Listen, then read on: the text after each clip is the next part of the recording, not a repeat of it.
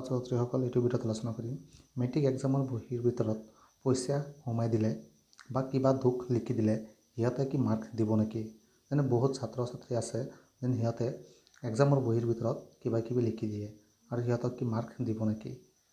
অৰ্থাৎ ধৰা কিছুমান ছাত্ৰই কৈ থাকে যেন ছাৰ মই পঢ়িব পৰা নাই, মোক পাছ কৰাই দিব, মই অলপৰ কাৰণে ফেইল কৰিব পাৰোঁ, মোক মাৰ্ক ধৰি দিব। তেতিয়াহ'লে কি নিৰীক্ষকে মাৰ্ক দি দিয়ে নেকি, ইয়াৰ বাবে আলোচনা কৰিম।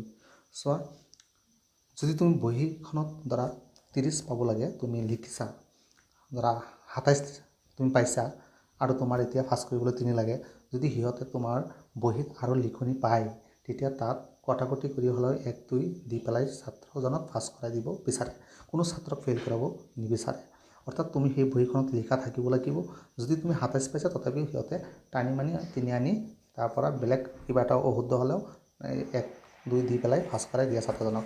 সিহঁতৰ তাত এনেকুৱা এটা গাইডলাইন থাকে, পৰাপক্ষে ছাত্ৰক যাতে ফেইল কৰাব নালাগে, পাছ কৰাব লাগে। গতিকে চোৱা, আজি মই এখন তোমালোকক দেখুৱাওঁ ছাত্ৰ এজনে, এইটো ফেচবুকৰ পৰা মই পাইছোঁ। চোৱা, ছাত্ৰজনে এইটো তোমালোকৰ মেট্ৰিকৰ বহী নিশ্চয় তোমালোকে দেখা পাইছা আৰু এইটো পৰীক্ষা আছিল। বাহিৰ ককায়েকৰ নাম আছিল কি আছিল, এটা লেখকে বুশ্বেৰত নিউক্লিয়াৰ ৰিয়েক্টৰ এনেকুৱা, অৰ্থাৎ কিবা বিজ্ঞানৰ পৰীক্ষাৰ নিচিনা লাগি আছে।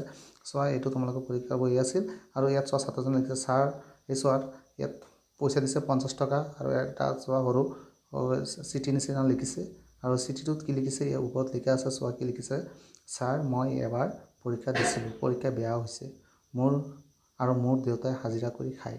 শ্ৰমিকসকলে কিয় 12 ঘণ্টা সময় কাম কৰিও উচিত মূল্য নাপায়।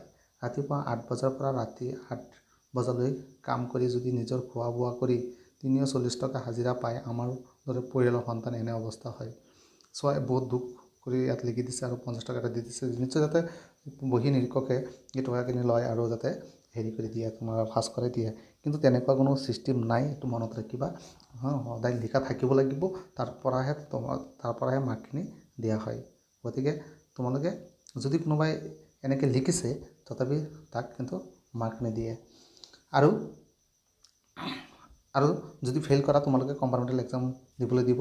যদি বেছি নম্বৰ কম পোৱা তেতিয়া ফেইল কৰাই দিব আৰু তোমালোকে কম্পাৰ্টমেণ্টেল এক্সাম দিবলৈ ছেকেণ্ড চান্স দিব, যাতে তোমালোকে এইটো বৰ্ষতে পাছ কৰি এইসকল ছাত্ৰৰ লগতে যাতে এডমিশ্যন ল'ব পাৰা, সেইটোৰ ব্যৱস্থা কৰি দিব। সিহঁতে মনত কিবা এটা দুখ প্ৰকাশ কৰি অৰ্থাৎ দুখ লৈ পেলাই দিছে, কিন্তু এক্সামিনাৰ এই টকাখিনি নলয় আৰু টকাখিনি এক্সামিনাৰ নলয় আৰু এইটো টকা এনেই থৈ দিব আৰু উপস্থিত জমা দি দিব পইচাখিনি। এই পইচাখিনি পাৰ্চনেলভাৱে কেতিয়াও নলয়।